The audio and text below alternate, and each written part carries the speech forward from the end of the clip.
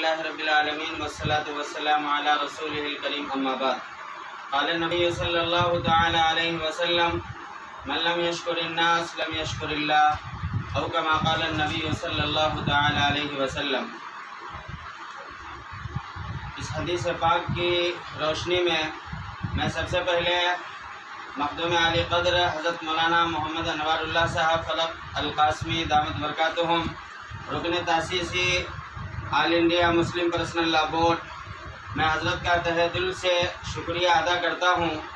کہ حضرت ہم لوگوں پر ہمیشہ نظر شفقت فرماتے رہتے ہیں، اور اس سے پہلے بھی مخدوم علی قدر حضرت الحاج جناب محمود علی صاحب دامت برکاتہم مدظ اللہ العالی کی تصنیف کردہ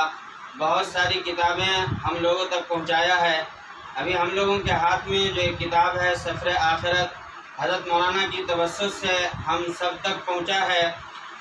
جب آدمی کسی کی تحریر کو پڑھتا ہے، تقریر کو سنتا ہے، جب اس آدمی کی حقیقت معلوم ہوتی ہے،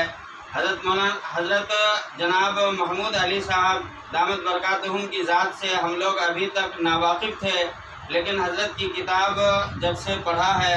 اور مطالعے کا شرف حاصل ہوا ہے، اس وقت سے حضرت محمود صاحب کی ذات گرامی کیا ہے ہم لوگوں کے علم میں یہ بات آئی ہے۔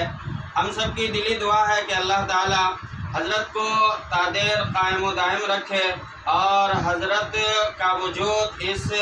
دنیا پر تادیر قائم و دائم رہے، اور ان کے علوم و فیوض سے ساری امت مسلمہ کو مستفیض ہونے کی توفیق نصیب فرمائے۔ اس موقع پر ہم اہل وجےوارہ کو اور یہاں جتنے بھی علماء کرام جمع ہیں سب کو یاد فرمایا اور اپنی کتابیں بھیجی ہیں۔ میں حضرت کا بھی تہہ دل سے شکریہ ادا کرتا ہوں، اور حضرت انوار اللہ صاحب فلق قاسمی کا بھی۔ اللہ تعالی حضرت کو بھی